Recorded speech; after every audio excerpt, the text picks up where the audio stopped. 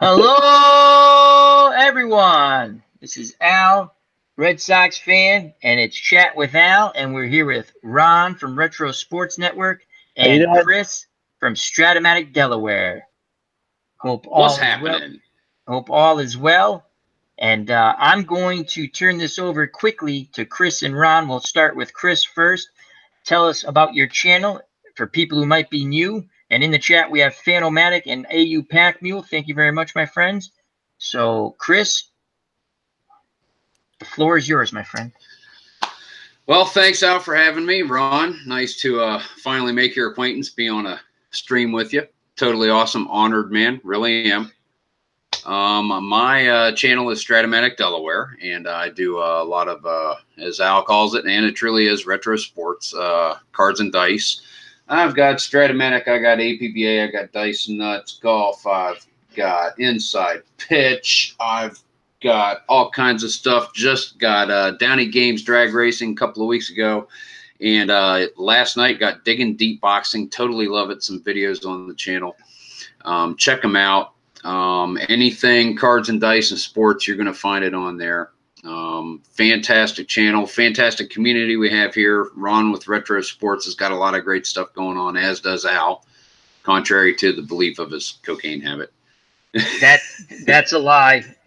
But guys, thanks for coming in tonight. Ron, take it away, man. Hey, I'm Ron, and I run Retro Sports Network, which we've kind of resurrected after a couple jobs. And right now we're doing a live 78 NFL replay at lunchtime using Action PC Football, but doing some Action PC Hockey, but people don't seem to watch that as much. And I'm taking you should, because you do a fabulous job, Ron. I'm enjoying it. And I've been taping a dual Red Sox and mutual MLB replay from '85, which will start going up in October. I think I got about 4 or 5 weeks of that in the can already. And then tonight, because of Stratomatic Delaware and some other people who do the cards and dice, I've found I have an ABPA unofficial helper. So with unofficial ABPA cards, I've started doing, I started an 8-team league from 1938. Oh, cool. I did the pilot for that tonight, and we're putting that. So that really goes in the Retro and Retro Sports Network. Awesome. But I also do some instructional videos and whatever kind of crosses my mind. So before we move any further, I'm going to jump and say hello to the chat. We have D. Scott Howard. We have the original Grognard. I sent you a link, OG. We have JD. Check out those wonderful channels, the original Grognard and JD, original Grognard Military History and Gaming, and JD, lots of fun stuff, video games. He's an author, Game of Thrones fan. We have AU Pack Mule, another wonderful channel, and Fanomatic. And before, let me just go through the friends of the channel real quick. We've put links in the chat and also below on the page. We have, as we see, Ron Juckett and Chris from Stratomatic, Ron Juckett from Retro Sports Network, and Chris from Stratomatic Delaware, 2 wonderful channels. Check them out. If you haven't subscribed, please do. They're wonderful. Dog Sidious, all things Star Wars and entertainment. Broke Black Man 94, who's now Fanomatic the Saint or something like that. Just click on the link. It's the same link. He changed his name. JD, who we just mentioned. Wonderful channel. What's Blazing in Sports for your boxing needs? Eric from Higher Ground Gaming, Retro Sports. ID Gesture is just marvelous. We love ID. What's not to love about ID? Just came back from Scotland. Chris from Stratomatic Delaware, we just mentioned. Craig from RNGIDP.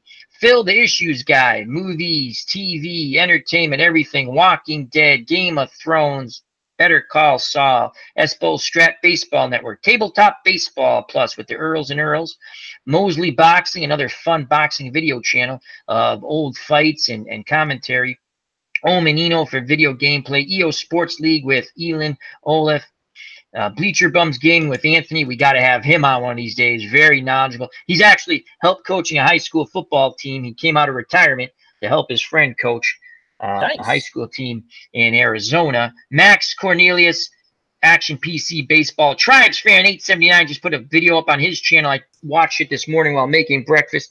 Vida Blue 1971 Cy Young Award season. I believe it was 71. AU Pack Mule, another wonderful channel. Clinton Parks, Mr. Utah Mike. The Citadel for Trivia was on tonight, as I bet Dog sees us. We hope he won that trivia contest again. The original Grognard, military strategy and gaming. Itinerary Hobbyist, the same. Chrissy Oldstone's wonderful reading voice. She's going to have a spooky Halloween setup with a lot of good short stories and poems. John St. Baptiste, a wonderful music channel with a theme. You got to check it out. It's hard for me to describe. Appa Replay, and that is a blog site with my good friend Appa Replay. And he does tournaments and he writes little articles about them. So that's fun. Lady Wolverton's Den, Game of Thrones, Comics with Bueller, self-explanatory comics. And he's a great guy. I was just in his live chat, and we hope to have him on next week. And it's going to be a fun time. So be prepared with comic books questions or just fun entertainment questions. Johnny B. Crazy, another wonderful channel. Game of Thrones, Westworld, same with LMR. And now that's done. Whew. I need a drink. So, Foster's closed tomorrow too, right, Al? Yes. So Cleveland Browns finally won a game. That was awesome. They should.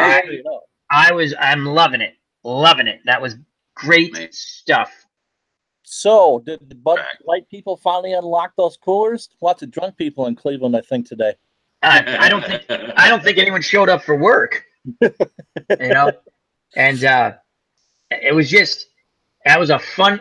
My dad was watching the end of the Red Sox clinch, and I was doing a stream, my college football mini championship game, and we're having fun. I'm talking with the chat. I'm having a lot of fun with them, and Dog Sidious and Chris from Stratamac, Delaware, were keeping me up to date with the score with the football game. And then my dad, I could hear him yelling, so I know what's going on with the Red Sox, so I don't have to. And now he comes in, he says, the Red Sox won. What channel's the Browns game on? Because he goes, they're going to win tonight. I said, I know. I picked them in the pool, too. So I had to actually pause the game. Well, the stream's still running. I go in there, I set the channel up for him, and I come back in, and I put it on. We watched like the last 2.5, 3 minutes. I think you had left, Chris, because you had to, I went long stream, but it was fun. We had Andre Ford, a bunch of other people in the chat. It was fun. So hats off to Cleveland. It was a good win, and they're 1-1-1. They could, and Andre Ford said they could easily be 3-0. So that's kind of cool. Did you know? I saw this on Twitter while I was waiting for you to get set up. Their last 3 wins have come from Heisman Trophy winners. Very interesting, because Mayfield, is it Mayfield, the quarterback? Yeah. Baker Mayfield. Yeah, who are the other two? Great question. Who are the other two? Johnny Manziel. That's right, Johnny Manziel. And Robert Griffin III. That's right. RG3. RG3. Forgot about that. Dog Sidious is in the chat, so take the show over for a moment. I'm going to send a link in case Dog wants to jump in. I sent one to you, OG, if you want to jump in. And JD, would you like to jump in? JD's a big Broncos fan. He'd love to talk his Broncos. Hats off to them, too. So let's see if we get JD in here. Now, seeing with Cleveland so far this year, it looks like 21 points is a theme. Tied Pittsburgh 21-21. Lost to the Saints 21-18. Beat the Jets 21-17. Figure as long as we can keep everybody else under 21 points, we'll probably be doing all right. It wouldn't surprise me if they finished 7-9. You're right. They've got a weaker schedule by virtue of them being 1-15 and 0-16. They've got a weaker schedule than your average team does. I mean, they're not going to be deep into the playoffs quality, but yeah, they could go a long ways in the win-loss column this year. Might help them out. Or they could go 1-15 because season's kind of. No, they can't. 1-14 and 1. Tie. Because of the tie. Yeah, that's baby. Right. Can't go 1-15 this year. Okay, OG, that's what I thought. I wanted to send you the link, not to think that we forgot about you. And again, prayers and thoughts go out to your wife for a speedy recovery. I'm glad the procedure went well. So yeah, Devin. Surgery's never fun. No, it's not. It never is. So, Dog, I sent you a link. And JD, would you like to jump in? I'll throw it in the. Oh, I can do that via Twitter. I'm so stupid. So bear with me another moment. The floor is yours, gents. Ken Castro in the chat. Kenny. Allie, you're not stupid. It's the cocaine habit. It's true. It's true. We've digressed quite quickly. I'm like, we're going to do an hour. I'm not going to get goofy. Don't worry. No goofy tonight. We'll save that for Saturday night. I drunk some coffee, Al. Uh-oh. So yeah. Ron's going to be wired up on caffeine. Because normally at this time I'm, studying the back of my eyelids. So Where'd Emily the cat go, Ron? She's on my lap. There's Emily. Emily the cat. Ron. Yes, sir. Are you? I'm going to send a link to JD via Twitter. Are you going to be doing any writing soon? You're talking about a site you were setting up. I believe. Set up one, but I'm spending a lot of time doing these videos. Yeah. And so I'm sure once I get it figured out, I'll let you know. But at the moment, I'm doing the videos. That's fine. They don't pay very well. But but they're fun. I actually was surprised. The game I did Tuesday, the on Tuesday itself, which was that god awful Buffalo Miami game that I did. That was really close to what really happened. That was frightening. We've had several of those. The Dallas Baltimore blowout was on the money.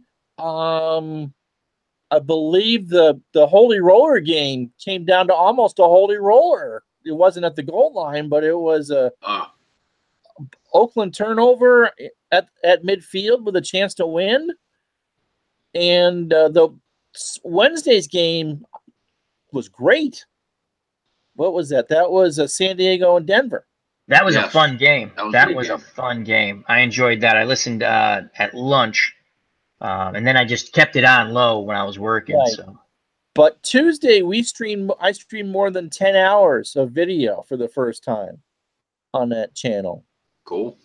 So I'm quite impressed with that. And I think it's going to start to go for you, Ron. It takes time. It's exposure.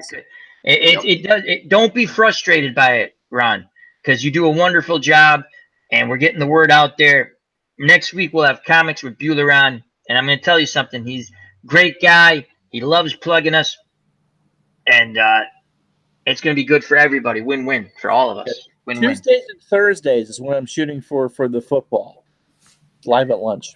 Joining us on Chat with Al, the one, the only, Dog Sidious. All hail the Empire. What's happening, fellas? How you do? How'd you do on Citadel for trivia, my friend? I didn't play too long. I took a little break there, so it looked like Milton Ben were probably gonna do fairly well, but yeah, I just stayed for about a half an hour and did you? Said hi to the folks, kind of, and So some other things. But I heard you guys talking about some Cleveland Browns there. Absolutely. So let's give your thoughts on that. But and I'm gonna jump to the chat real quick as we have D. Scott Howard as he says hello to his tag team partner Ken Castro. I'm trying to set up a match now for Fire Pro Wrestling to be on either this weekend or early next week. So hello, D. Scott Howard. Dog, good news. We can't lose 15 this year. No, yes, we can't. We did the math. We figured it out. All three of us did. We were like, one, yeah. Hold on a sec here. I'm getting the all right, pop-up chat. So what were your feelings? It was great having some Cleveland Browns fan in my stream last night. We're playing our, it's fun. We're doing the stream. I'm doing my college football. Everyone's yelling at me for calling the wrong plays. I'm like, shut up! I'll do what I want. You were killing me with those fourth down conversions with Navy, man. Every single time I'm like, oh my god. You know what's funny? Now, before we go to Doug, so I know it's a game, right? But it's 4th and inches on the 1, right? I'm like, I'm just going to bash the ball without a bam. I figured Bear Bryant would really go for it instead of kick the field goal, right? I figured he'd go for it. And Navy stuffs them for a yard loss. And I'm sitting there going, here comes the hate mail from the Bama fan. You cheated. You don't like Bama. I like both teams. I'm playing both teams anyway. It's the 60s. They probably had a 4% chance of making the kick anyway. On that one, Ron, you're usually right with that. On that one, I looked after I was like, oh my God, they had like an 80%. They were on the 1, you know, I'm like, but I still think he would have went for it. He needed inches. I think he would have went for it. So. It's your story and you're sticking to it. That's right. That's right. So, Dog, how do you feel today? Cleveland Browns won. I'm feeling a little better today. A little more optimistic than I was here in the past, but. JD, I sent you a link if you want to jump in, talk a little Broncos football. I sent it to your Twitter message. Oh, yeah, we got the Broncos in December. That's going to be them. Yeah, hopefully it'll be an interesting contest, or it'll have some sort of meaning. Well, the Browns have a very good defense. It's going to be interesting to see. I assume they're going to start Baker Mayfield, right? Why is that? Apparently they're undecided. Why is that even a question? That's exactly, Ron. Yeah. And nice to meet you, Ron. Dog, I did it again. Dog, this is Ron. Ron, this is Dog. Pleasure. I think everyone knows Ron Juckett because he's awesome. And everyone should know Ron Juckett, just like everyone should know you guys because you're awesome.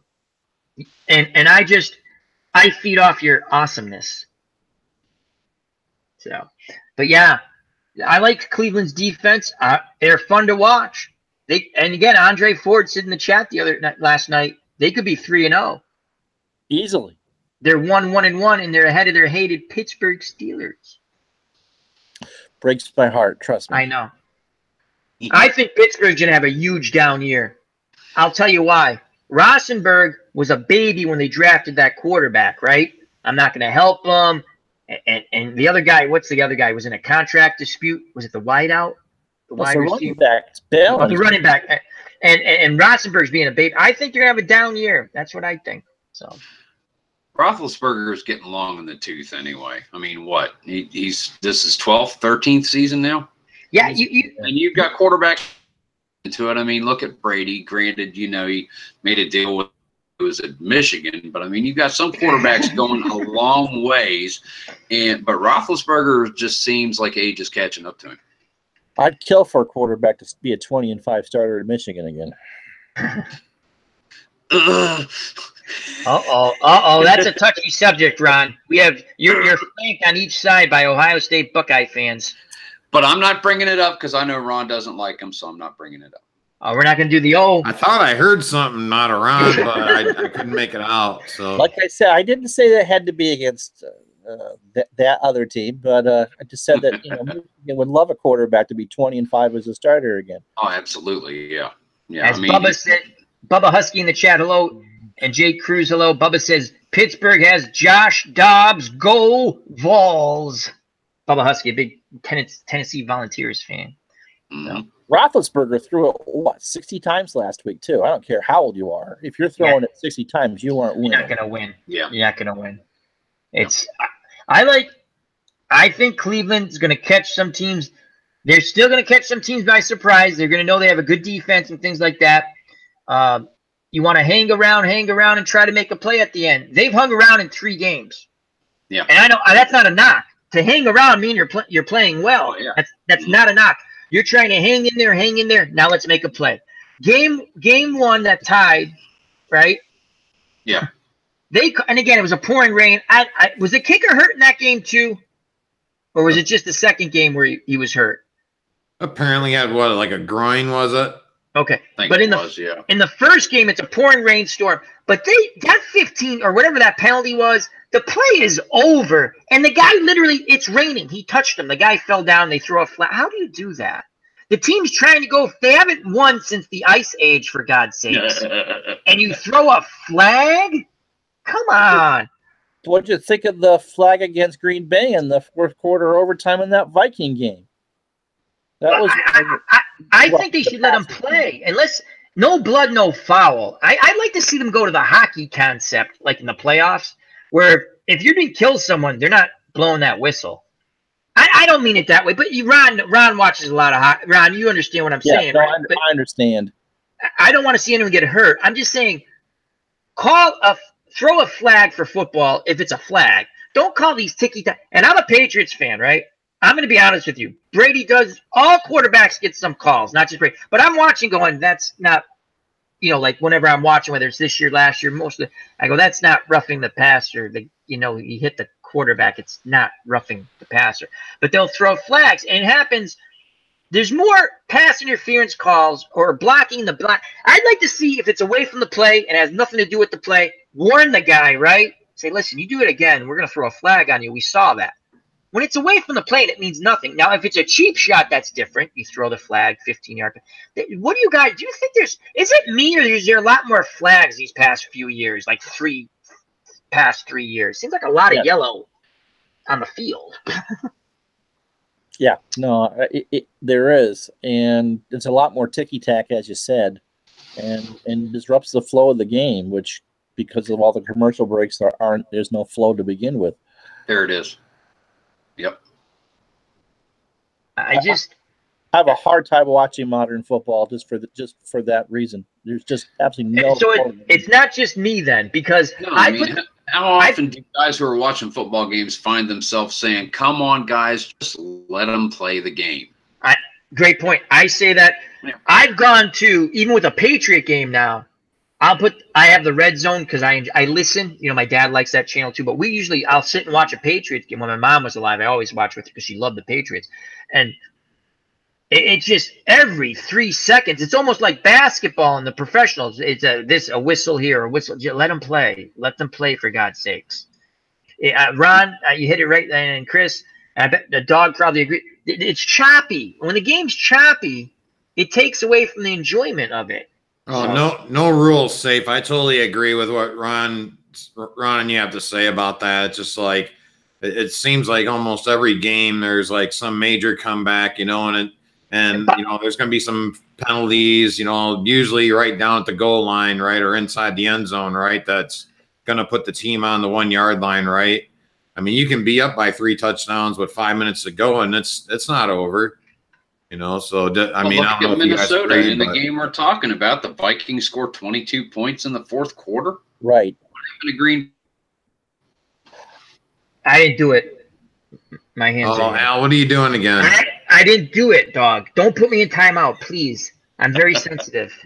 I'm like a delicate flower. Okay. Okay. Your line of Coke is over there. Go ahead and wow, we're trying to get Chris back. Oh, I think we got him back. Okay, we got him back.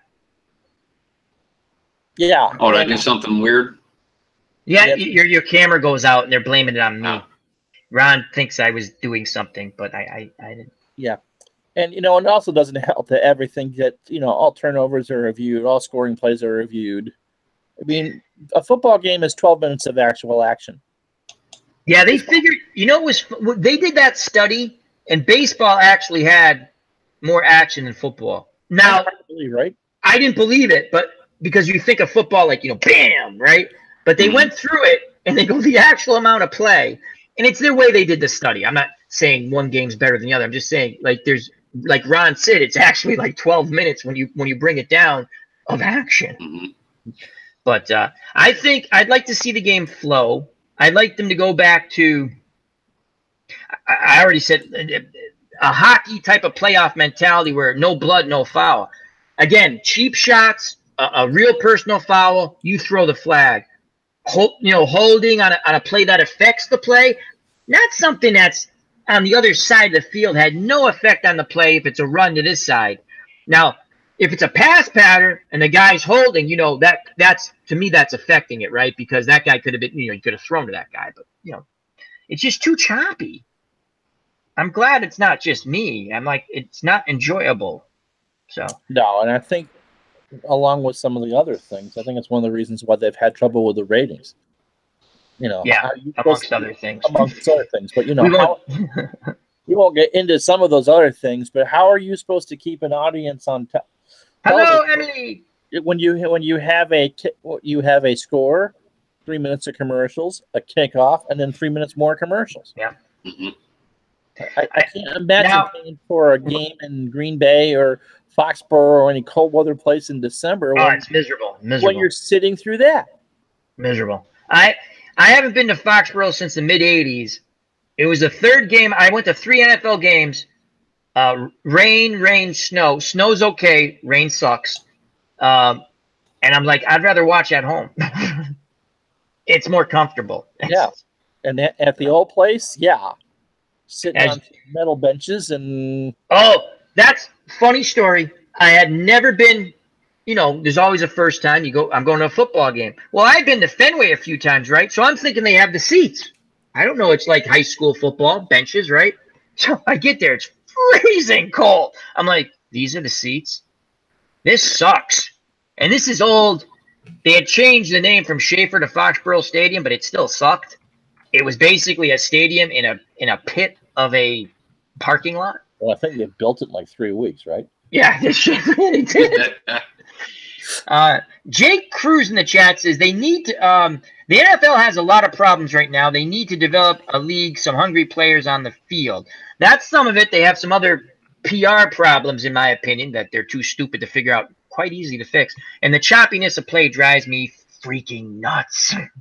Ken Castro, I've gone 6+ years without watching a single NFL game. You could start with me about the myriad of reasons why the ratings are down. I'm not going to get into it because the big reason I think has nothing to do with the gameplay. As Emily goes right by Ron, and it has other things to do, and we're not going to get into that. I have my opinion on it. Other people have theirs. That's fine. I believe my opinion. I like my opinion, so I'll leave it at that. As Cactus Jack has joined us, how you doing, my friend? So it's a shame because I did enjoy watching football, and now I kind of listen to it. It's like background noise, and I pay attention. I was excited about the Browns game. It was fun. And I think what made it more enjoyable, I had Chris was in the chat for a bit. Ron, I think you were in the chat too last night for a little bit. Not that late. I caught the beginning part of the game, but not the whole. Yeah, and then Dog was there, and it was just fun. Andre Ford jumped in. It made it like a Cleveland Brown party. That was awesome. I enjoyed it. It was fun. Yeah, I wanted to say thanks for that last night, Al, and the folks that for their patience in the chat. Oh no, that was great, Dog. You kept us Navy up to date. Alabama games. That was kind of a ball buster there. So, but yeah, that was great because I couldn't, see the game, live or something, right? So I was watching it off of ESPN. That's why I was able to give you guys the stats kind of in the chat. That was awesome. I loved it. When you took over, it was kind of like listening to Jim Donovan on steroids, kind of, man. It was great. So I'm like, man, this is awesome. Al's, telling us, and there's 3 wideouts and freaking. The problem is because I don't know that. It was just great, man. I don't know that Cleveland. You're welcome. I don't know that Cleveland Brown team well, so I have no clues on the field. Like there's 3 wideouts. He's in shotgun. He gets a shotgun snap. Oh man, you gave a nice picture of it, man. It was beautiful for me. You weren't with us for our little before we go on live, everyone. Just to think that I'm totally disorganized is true, but we actually do a pre-show. We actually do a pre-show thing where we all talk about what we want to talk about, and then Al foo-bars everything because then I'm like pee. And then it's on. Right. But we were talking about that, Dog, and it was a lot of fun. My dad comes into this room. He tells me the Red Sox one, which I knew because I could hear him talking, happy. And he goes, what channel? I want to watch Cleveland win. Because I guess they mentioned Cleveland was ahead on NESN, New England Sports Network. That's the if you're not familiar, it's where the Red Sox play. When you wanted to watch it without winning, it's a big deal when they go ahead. Oh, absolutely. It was fun. I was so happy.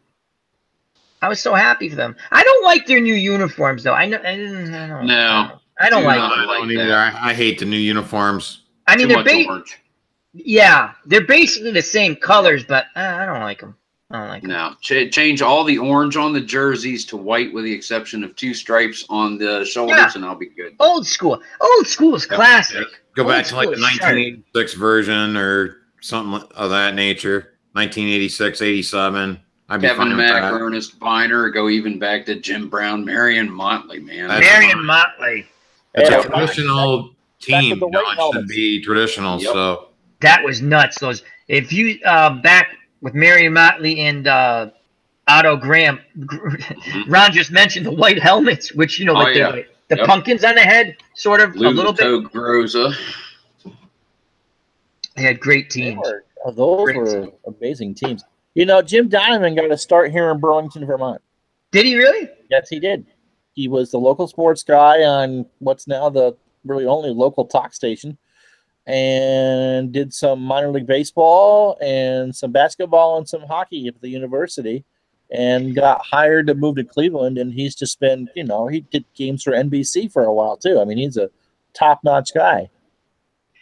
Well, I enjoyed it. I made it more pleasurable with the people in the chat. It just made it fun. It made it like a mini event for all of us, because we're like, hey, we're watching the Browns game. And I bet you there are people in there who weren't even Browns fans. I rooted for the Browns when they had Brian Sipe, just because I hated Pittsburgh so much, and I always took a second team. No knock against people who like Pittsburgh. They always won, and the freaking Patriots, when I was a kid, very rarely beat them. Even when they had good teams, they very rarely beat the Steelers. Not a knock against the Steelers. It's just we never won. So I had a second team. I like the Browns too, because they were the cardiac kids. They were exciting. They got what'd you say, Ron, Chris, and Dog? What, like 78? They started getting better. Yeah, about that. 79. Yeah, actually around 78, 79. 79, then 80. I already talked about Dog about that. I feel bad, but the interception thing. I mean, same division as the Steelers in the early 80s. Yep. When they were really good enough to really rival Pittsburgh and make it into the playoffs, Cincinnati would rear their ugly heads, maybe run something. Or Houston was really good in 78 and 79 with Earl Campbell. And then, I always thought Houston was better for a longer time. I mean, they were good, but really it's only 78, 79, and 80, and they're pretty much done. They were pretty decent in the mid to late 80s with Tank and Ernest Gibbons, all those guys, but no, not a whole lot. JD, okay, I'm going to do this right, because I always assume everybody knows everybody. So I know JD knows Dog. JD, this is Ron Juckett and Chris from Stratomatic, Delaware. This is JD, the Dragon. He is a huge Broncos fan. In a moment, we're going to shift, let JD talk about his beloved Broncos, and then Ron will touch base with the Giants with you. Let's not. Well, that's going to be fun, Ron, because Ron will be like that dry sense of humor. Ron will be like, and then he'll just get him. To finish the point on the Oilers, it's because Dan Pastorini was a god-awful quarterback. They traded for Kenny Stabler. Kenny Stabler. That is, the funny thing in that, with the Kenny Stabler retired, they had Gifford Nielsen. Yeah. Well, they Kenny Stabler went to the Saints at the end.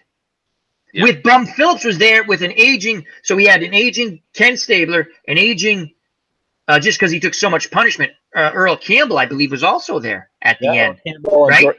After Stabler. Earl Campbell, yeah. So, but the funny thing in that was Archie Manning played on horrible Saints teams. He gets traded to Houston. They're on their way down. He plays on horrible Houston teams. Then he gets traded to Minnesota after Tommy Kramer. So they had made the playoffs, Minnesota, for years. I think they had missed here and there. I think once with Tarkenton, maybe not. Once with Kramer when they had still good teams. And then they went downhill. Every time he got traded to what was once a decent team, they literally fell off the face of the earth. So he played on.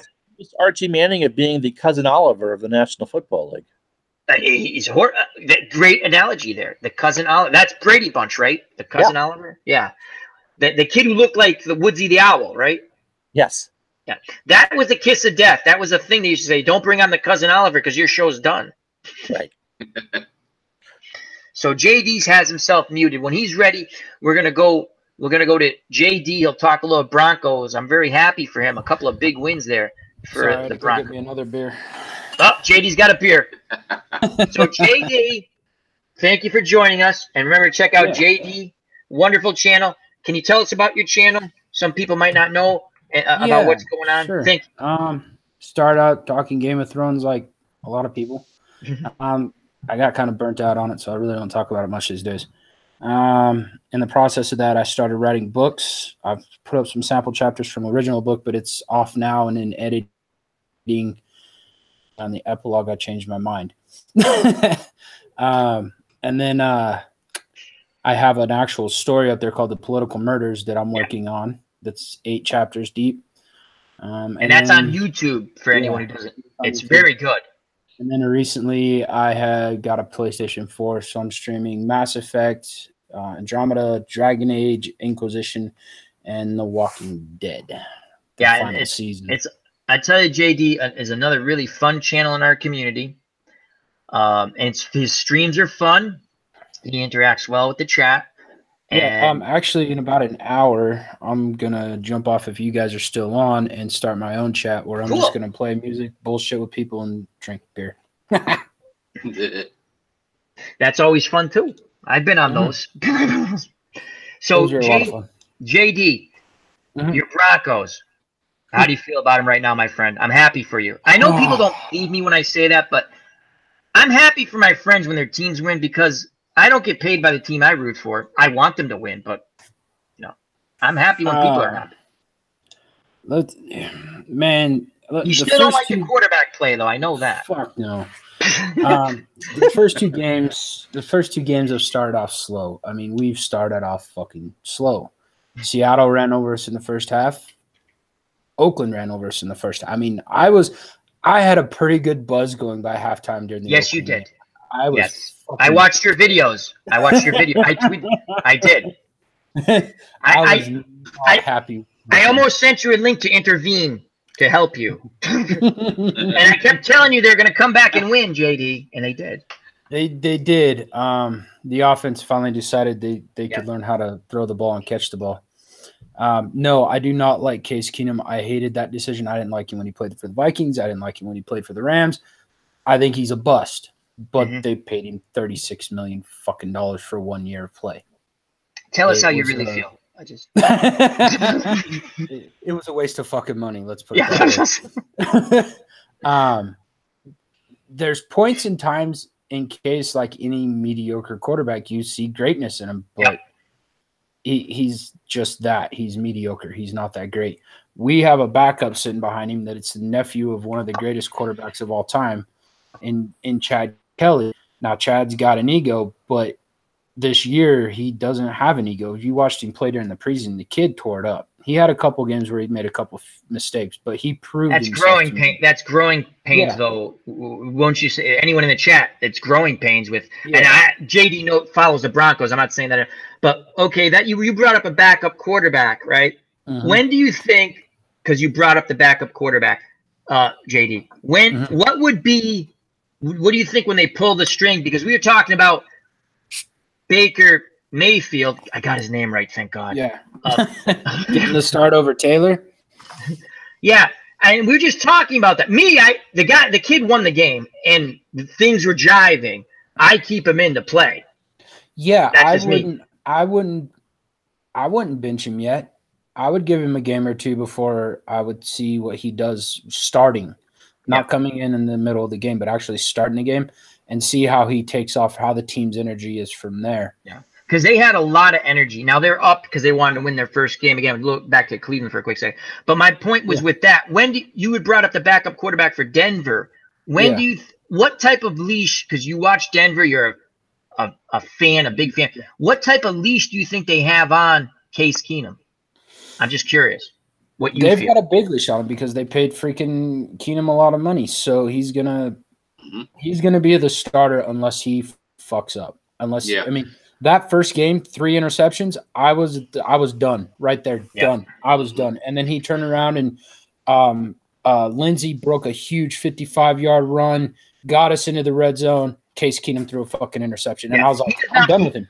Now, I watch a lot of the red zone, so I see a lot of different teams play. I do enjoy the red zone. He doesn't even manage the game well because a game manager, at least you want Ron, who would you say like a game manager would be? Would be the guy who quarterbacked Baltimore. Peyton Manning was a freaking game manager. At the end, you're right. Yes. But before that, what the hell was it? Oh, Trent Dilfer. Yes. Yeah, Dilfer. And then was a good game manager. JD brings up. I didn't even think of it that way. JD's right. At the end, Peyton Manning, became a game manager where his brain still worked quite well. Football, the body just couldn't do it anymore. Yeah. But how do you guys feel? JD brings up a great point, and this is a pet peeve of mine. And I thought JD was going to go there, and I'm glad he did because it's a pet peeve of mine. They pay a guy all this money. You see it in any sport, but football, you'll see it like a quarter, or even football is one of them. But in any sport, but football we're talking about now. We paid a ton of money for the guy, and the GM's like, I paid a ton of money, or the coach wanted the guy, and they stick with them. And Chris 1998 Buffalo Bills brought Todd Collins in. It's going to be the greatest quarterback. He comes in and takes the Bills to the playoffs, first playoff game. Yeah, I know you got us here, but we got to put Collins in because he's earning all this money on the sidelines. Bills I are think out. you got the quarterback mixed up, though. It's Doug Flutie and Rob Johnson, I think. Rob Johnson, you're right. Yeah, Rob Johnson. because I'm going to tell you right now, the only reason why I know that, I didn't mean to interrupt you. I'm a big Doug Flutie fan. I actually rooted for the Buffalo Bills those years over the Patriots because I'm a Doug Flutie fan. Because people I know met him, and the time I could have met him, I was sick and I was pissed off about that. But they met him in a regular social situation. He's a really nice guy, which made me happy.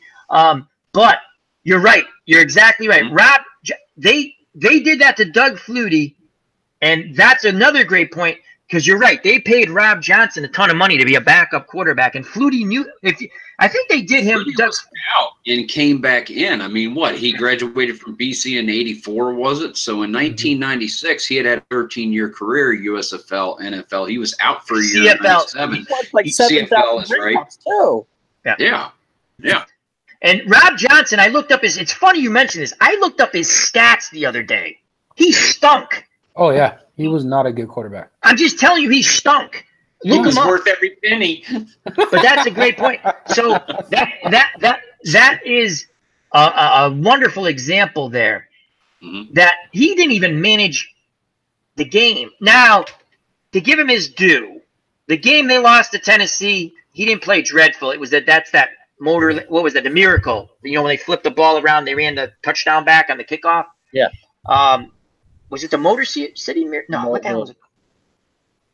Whatever, something miracle. Talking about the California and Stanford game? No. The Buffalo. Oh, that's another classic one. That one. The Music City Miracle. Thank you, the Music City Miracle. Oh, but he actually didn't play bad in that game, and I don't like him as a football player. I don't know the man personally, but I'm just saying I don't like him. The last 18 years my dad was alive, we were never allowed to talk about that game. I could understand that. Yeah, that had to be frustrating. Oh my gosh. You couldn't. How many times you play in a pickup game? That doesn't even work in pickup football when you're little kids. No. Usually somebody ends up fumbling or you get tackled. Exactly.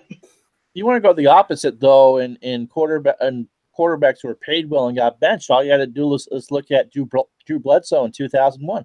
Yeah, he gets hurt in game 2. Brady is red hot coming out of the gate, and until Bledsoe came out for Brady in the AFC Championship game. He threw a touchdown too in that game. Yes. Well, I was happy for him.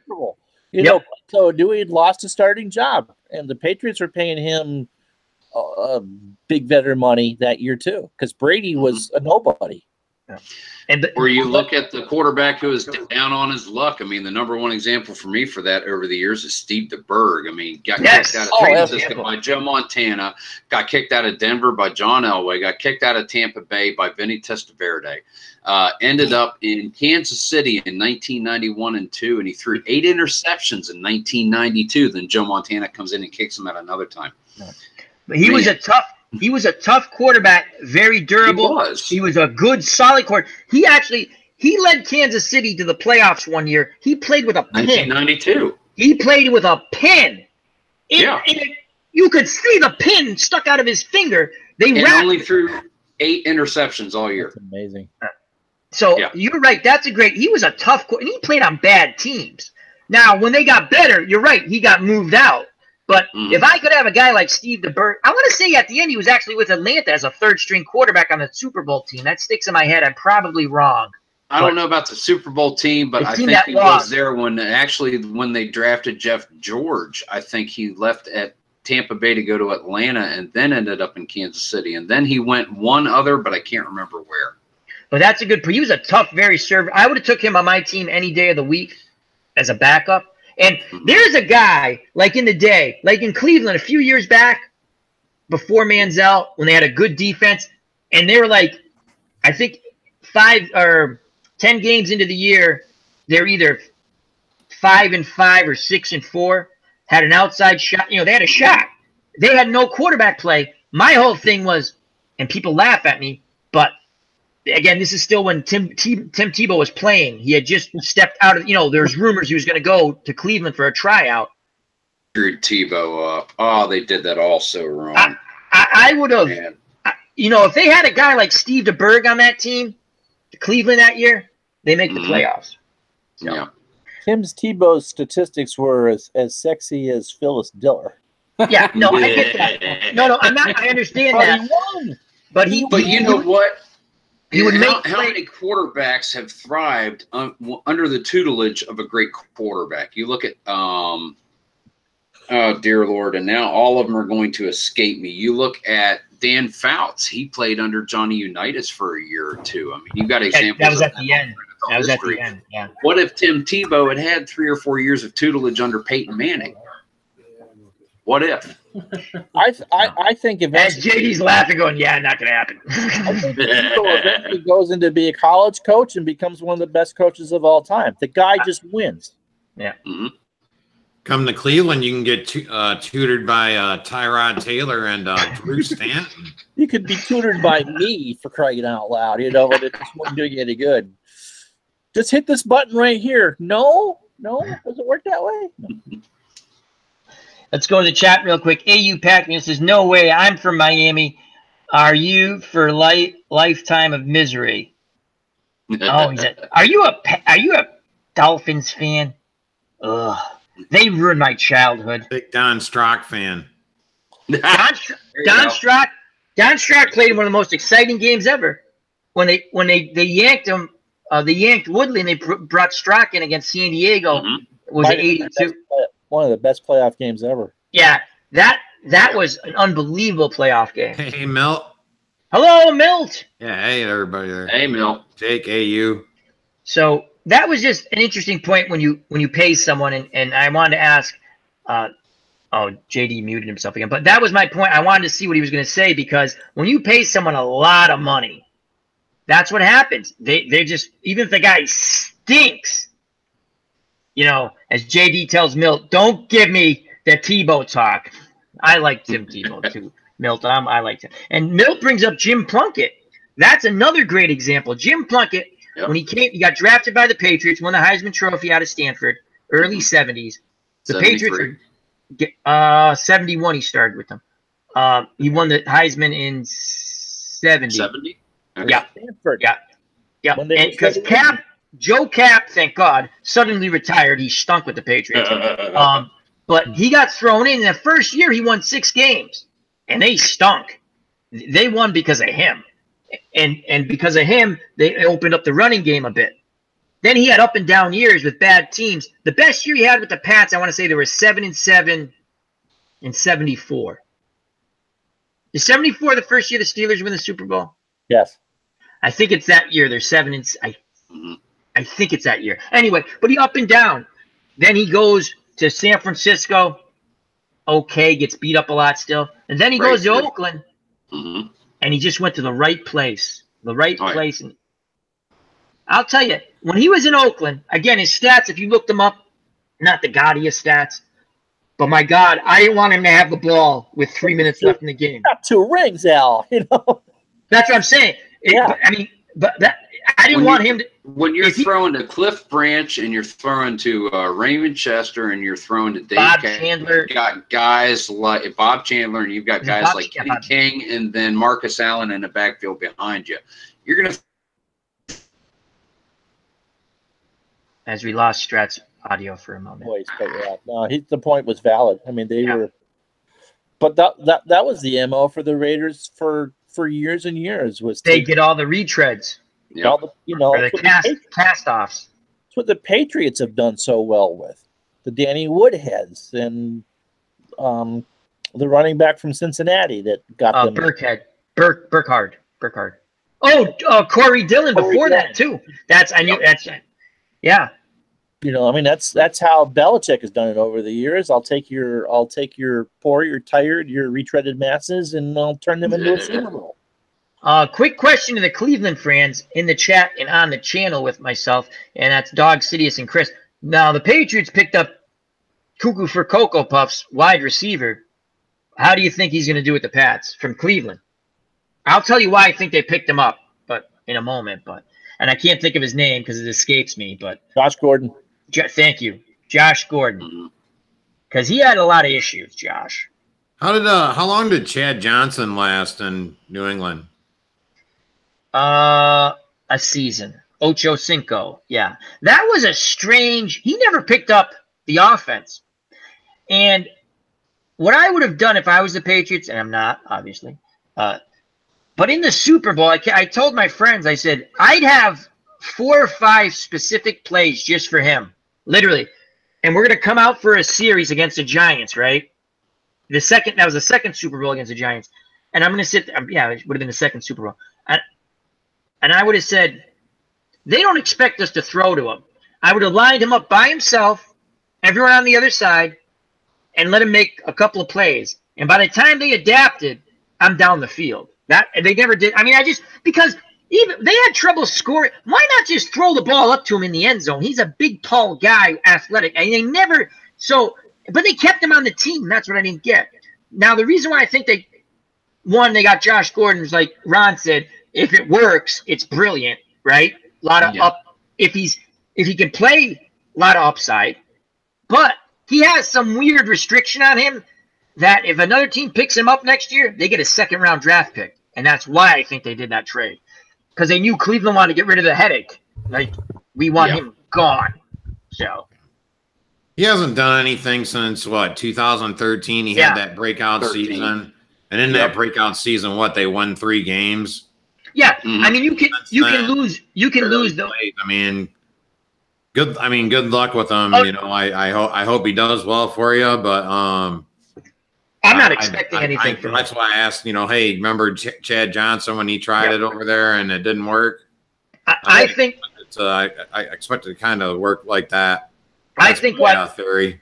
I think it's because the draft pick. That's what I think. That's my whole theory. Isn't the flip side of that though, Randy Moss, who was the bad boy in Minnesota, not to the point where Gordon is, but, Moss was not highly regarded as a human being at the end of his time with the Vikings. And look what he did with the Patriots. Yeah, but he went to the Raiders before he went to the Patriots. Okay. No, I think it was after. No, he went Vikings, Raiders, and then he retired to the Patriots and then went back to the Vikings and retired. He played like 3 seasons for the Raiders or something. Did he play okay? Yeah. But he had that. He had a great. That was a 50 touchdown year for Brady. The year they went undefeated until they lost.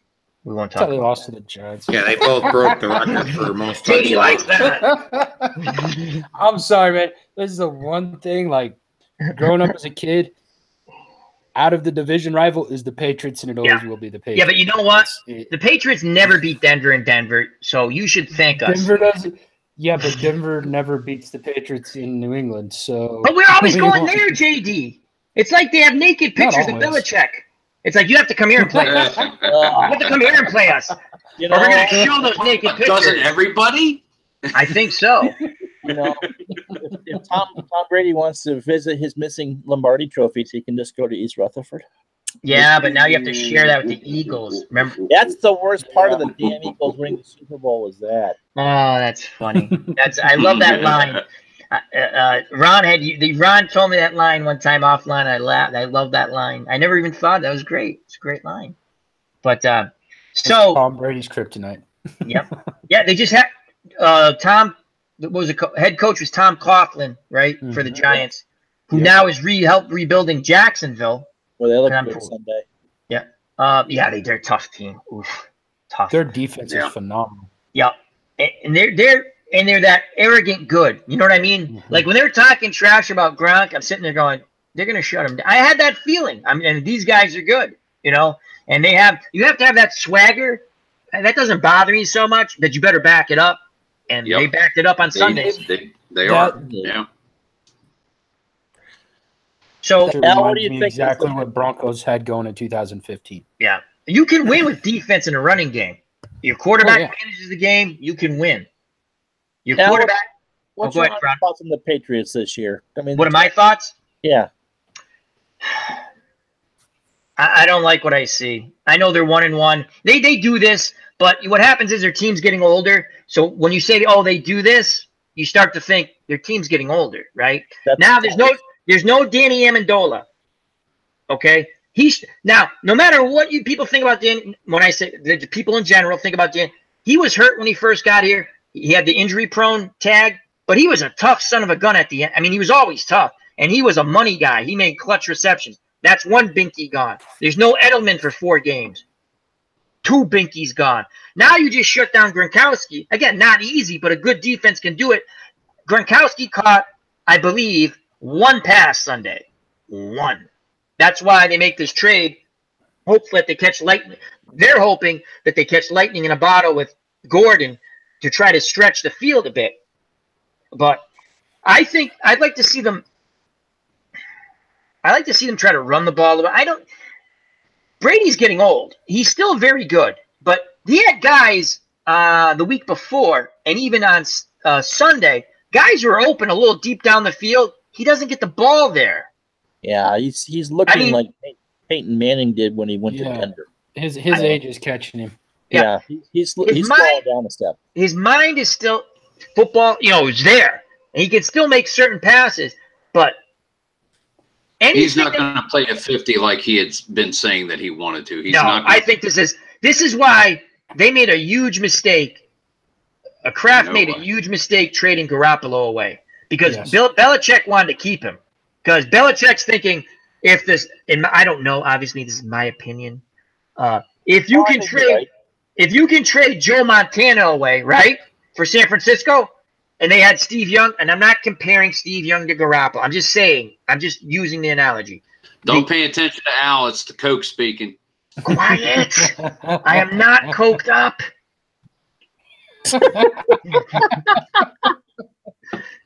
I'm okay. Poor dog's like, oh, God, we're going to get banned again. So that's Al Red Sox 2. Like and subscribe to that channel as well. Ron remembers that, right? That quick funny story. Don't stream live boxing with the mirror trick. You get banned for 90 days. Don't do it. I put up the other. That's funny. Ron remembers that channel. Ron was like my only subscriber. It was me and Ron. And I remembered that, Ron. I love you. Yeah, so, but yeah, they had their next quarterback. I'm not saying it's going to be Tom Brady, but you know what I mean? Maybe they have that seamless to the next quarterback. Montana to Young. I'm trying to think of some. There's not many of those. Bledsoe, in a way, to Tom Brady. Bledsoe was a good didn't have the success of Tom Brady, but that's Brady, in my opinion, went to the owner and said, yeah, trade the guy. And they traded the guy. And that's just a guess of mine. There's no way Belichick was happy with that. And and it made no sense because you traded away Jacoby, the third string quarterback who was serviceable, tough kid, smart kid. I think he's still in Indianapolis as a backup. And you traded him away. Right? He was a quarterback who could run. Yeah, and he was serviceable, tough kid, serviceable. And you trade both your young quarterbacks away. Make it for what? It's stupid. At some point, Tom Brady's not going to be able to throw the ball anymore. Fandom D Saints in the chat. How you doing? And Moni G, hello. But hey I don't guys, know. What's happening? I mean, how many? I just go back. If you could trade Joe Montana away, and I'm not saying I wanted Tom Brady traded away, but I would have kept my solid backup quarterback because at some point, I'm a Patriots fan, but JD, when you were watching Peyton Manning at the end, you knew he couldn't make certain throws, right? I mean, come on. Oh man, the last season he did pretty decent. The first 2 seasons he was in Denver, but that last season where he was hurt, like hurt. Yep. I was looking at it and I was like, man, I wish we'd have drafted a fucking backup quarterback that was worth a shit because this guy's done. Like when you step back to throw 20-yard passes and every single one of them's a dead fucking duck, you're done. You're done. You're done. There's nothing else to it. What was that guy's name? Yeah, Osweiler. Osweiler, thank you. And Yeah. they gave him the job, but he couldn't even manage the game. And they No. brought Manning back in, and to all of his credit, hats off to Peyton Manning. If he doesn't, now they had a great defense, good running game, but he managed it. Anderson. Yeah. Right, but he managed it well. He didn't get in the way of it, No.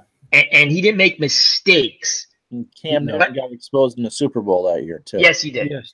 But they That still was a won. year when I did a freaking Super Bowl prediction with James and Jerry from my Hypes Watch group, or I think LT, and everybody kept telling me how Cam Newton was going to run and throw all over that fucking Bronco defense. I said, here's the problem with that. You have Elvis Dumerville on one side, and you got fucking Von Miller, who's faster than Cam Newton on the other side. You have two And good Cam- defensive ends. And you have the no-fly zone in the secondary. And the second you have to actually make Cam Newton throw the ball, he can't do it. And it was proven in that fucking game. Yeah. Cam Newton is not that great of a quarterback if he can't scramble. It was proven. Manning, if they don't make the switch back to Manning, though, I think Osweiler would have lost a playoff game for them. That's just my opinion. No, I completely 100% agree with you. I think he would have made a mistake in the playoffs, and they would have lost the game. So, Yeah. but so the backup quarterback you're saying for not Tampa Bay, sorry. Now I want to touch on Tampa Bay with Mr. I look like Conor McGregor Fitzpatrick, which is hilarious because that's going to come to a crashing. That's going to get ugly down there. Because How many times have we seen this guy start out very hot as a very pistol? strong and That's tank it halfway through? Now what's going to happen? I like him because he thinks he's the Johnny Unitas, Joe Montana, Peyton Manning. Name any great quarterback you like. He thinks he's all in one, right? And he's going to wing the ball around, right? And he doesn't care because he's like, I'm from the Ivy League. I'm smart. That's what he. But he's a fun guy. I mean, it's funny. I mean, God bless him. They're winning. But he's thrown what? 10 touchdowns, some ridiculous amount of touchdown passes in 3 games? Mhm. 2 games, I'm sorry. He just passed Troy Aikman for. Oh, my God. I heard that. Did you hear what Troy Aikman tweeted? Yeah, so That was hilarious. Exactly. So, I've won what? How many? I've won 3 Super Bowls, and how many has he won? he just said solo, but that was the point. And again, here's the thing. Troy Aikman, now people try to call him a game manager. Yes, all good quarterbacks manage the game. But Troy Aikman and I'm not a Cowboys fan, believe me. I don't like them. He was a good quarterback. And they're like, oh, they had Emmitt Smith, they had Irvin. He was a great quarterback. Exactly. Yes, he Thank you. was. But my point is, you don't win unless you have a bunch of really good players. on you. I don't you get that. Why all of a sudden now it's like revisionist history that all of a sudden he's like he managed the game. You gotta manage the game. He's the quarterback. That's I don't understand. But Fitzpatrick, His job. what do you think? How long do you think? Because JD hit it. That's where again JD reads my mind. I've seen him do this. I like the guy. He's fearless. He'll throw 10 touchdown passes, he'll throw 15 interceptions in a span of 4 weeks. I mean, it's what he'll do. If you have him on your fantasy team, you want him in that hot spell. You don't want him when it goes downhill. No, because here he's going to drop in about 2 to 3 weeks. He's going to start fucking up bad. He did it with the Jets. He had the Jets. What? Buffalo 6-0? too. And Buffalo. He had them undefeated halfway through the season. I think that was Buffalo. He had a good start with. I remember. Did we lose JD? I don't and think that so. beer open, but he never And drank lost. We lost JD. Oh no, he's No, there he is. there. He I is. froze up for a second. Sorry about that. That's okay. Lovely internet connection. Oh my God, Moni G brings up Joey Harrington. Oh my God, from He was terrible. I remember him. Was he from Yeah, but Oregon? he could play a mean piano, Al. Yes, he could. I remember that. Joey Harrington, great job, Moni G. Wow. Wasn't 80 for Harrington drafting and somebody else, and he was supposed to be the better one out of the 3? He was taken in the first round. I think so. I'm sure that'd be. And he just fucking Yeah, he played at Oregon. He was an excellent college quarterback. yeah. Didn't translate to the pros. That Well, happens sometimes. Well, and that's a JD froze again. But he was like terrible against good teams, if I remember right. Yeah. Yes. I mean, just, Again, he was one of those the guys. signs were all there. And, Yeah. You know, lots of eggs Tebow was a laid on great- Thanksgiving Day. There he is. Oh yeah. God, Oh, JD was bringing up Tebow, meaning he. And actually, JD's excellent point there about Tebow is it got cut off. I think he was going where Tebow was an outstanding college quarterback. Look at his passing numbers in college. Yeah. They're tremendous. I mean, I looked them up the other day because I like Tim Tebow, and Of I'm course, trying he to fit the Wildcat that they were running. I mean, you know, he thrived in that kind of an offense. Yeah. All right, the, give me a second, guys. I'm gonna jump off and jump back on. My internet's going haywire right now. Okay, thank you, All right. JD. So, but it's just interesting. When do you break from the quarterback? Now, Cleveland Browns want to break. Their fans want to break from their quarterback usually every year because they stink. About every They 4 or have 5 to. weeks. They're so terrible. Every 4 or 5 weeks. You would too. Oh, I've been Did Patriot you see fans. Deshaun Kaiser last year? Oh, yeah, he Mother was of bad. pearl. Yeah, he was. Yeah, that was awful. That Well, was but- not good. Giants were stupid enough last year to try to ditch Eli Manning for Why did they do that? Why did they do that, Ron? That was Because stupid. because it was incredibly stupid and the coach was going to get fired. Well, he just sped that up when he did Yeah, that. I don't know because you know the thing with Eli, Yeah. is that he was never as talented as his brother Peyton, But he was scary clutch. but he had a better. But when the chips were down, I would take Eli 10 times over 9 out of 9 over Peyton. That's interesting. Unless they play the Eagles, and then Cooper was playing for the Giants. Yeah. That's a good point. Good point there. That was just. I'll tell you who's Kurt Warner, when he went to the Giants, and he was playing for the Giants, and they told him, "We're going to go to the young kid." You want to talk about a class act of just as being a football player to another football player. He goes, "That's fine, right? That's and I'll help him," and he did. And when he went and they won the NFC Championship out of nowhere, they were the Cardinals, Arizona. I must call them St. Louis. I wish they were the St. Louis Cardinals still, because that's where they should be. But when he took that team was not good. I looked up those stats for some odd reason. They were 9-7. Their offense was okay. Their defense stunk. Now they got hot at the They end. were porous. Yeah, they got hot at the end, and they played in one of the most exciting Super Bowls against Pittsburgh. And I wanted them to win so bad because I just wanted them to win, right? But before they went to the they win the NFC Championship and they're talking, they do the interviews and stuff.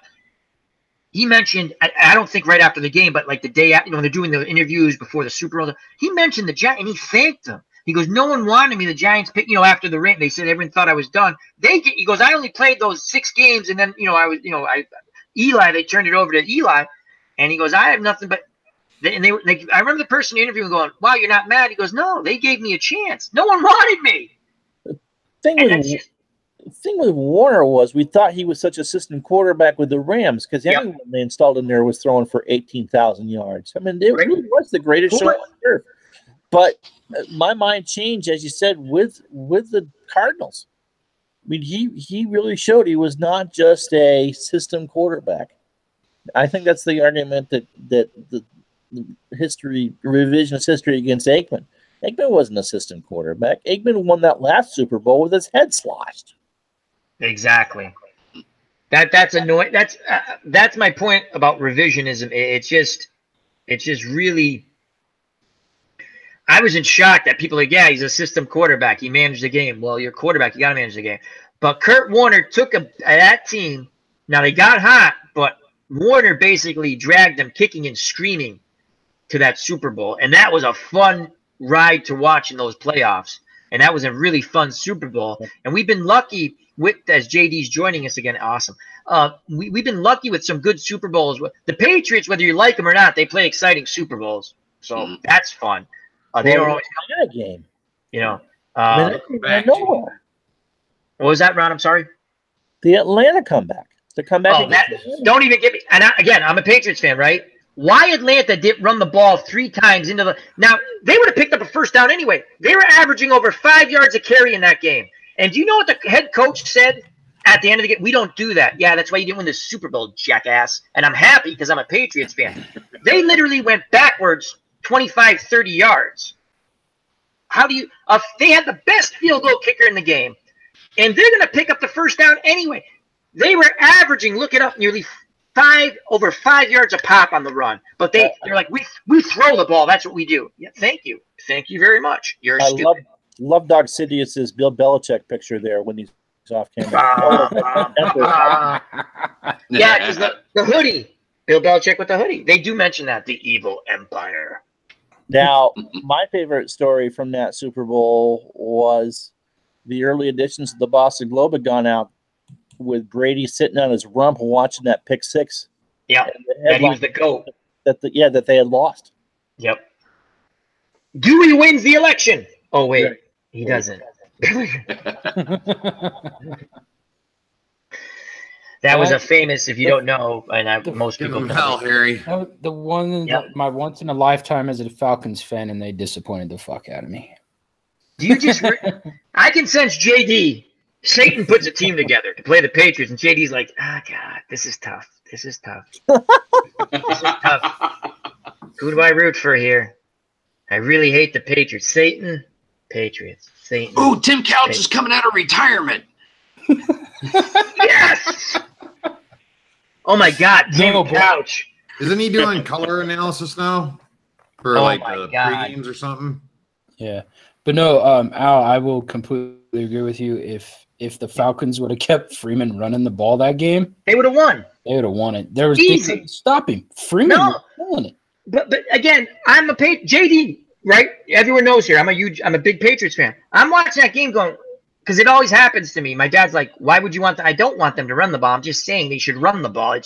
They try to make everything with, and this is why I don't like a lot of sports talk show, because like say I don't call up, but say I called up and I say something like, "Oh, and we," then they jump down. You don't play on the team. Have you ever played professionally? No, but I'm not stupid. I can watch with my eyes, and I understand the game.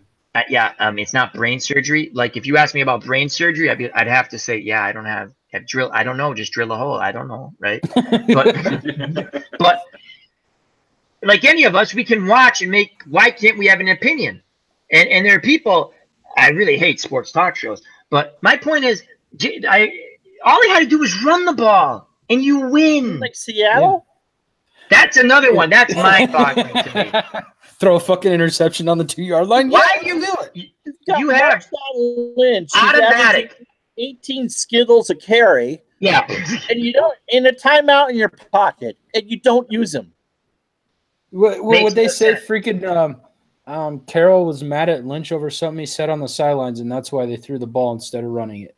You know what Vince Lombardi would have done? Vince Lombardi would have got, if he would have ran the damn ball. Yep. He would have done like when Bart Starr. This is a difference between certain coaches and other coaches, regardless of time period. Great coaches now. The famous thing that's the Ice Bowl against the Cowboys. It's freezing, right? They tell the stories. The officials can't even blow the whistle anymore because the saliva, like they're going, they can't blow the whistle, right? So he goes, Coach. Bart Starr calls timeout, walks over to Coach Lombardi. He goes, Mercine's not going to be able to get footing. They tried it. They tried the running play to Mercine. Chuck Mercine, they had a split backfield, halfback, fullback. That's the way they played it then. And he couldn't get the footing, right? So he goes, I can get underneath and just get in. And Lombardi goes, you sure you can make it? He's like, yeah, Coach. He goes, well, then let's get in there. Let's do it, and let's get the hell out of here. It's cold.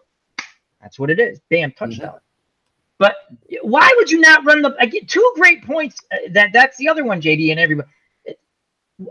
You don't have to outsmart the other guy sometimes. It's easy to bamboozle yourself in a pressure situation. Go back to Game 7 of the World Series between the Cubs and the Indians, and watch this. And watch to see Joe Madden and Terry Francona do what they can to outmanage themselves. Yeah, they overthought the situation. Right, and. Sometimes, Ron, sometimes that kills. Yeah. Look when you're playing a game. We'll just even take it down to my level, right? I do that all the time. Thank God because I'm like, we all do it, whether we're playing a game online or by ourselves. You know, you think whether you're playing Mad, anything, an RPG game, you sit there and you go, I'm going to outsmart this guy. When all you have to do is bash the bastard in the head. No, I want to use my special tactic. And next thing you know, you're impaled upside down, being eaten by zombies. 4th and inches. Play action pass. Wait.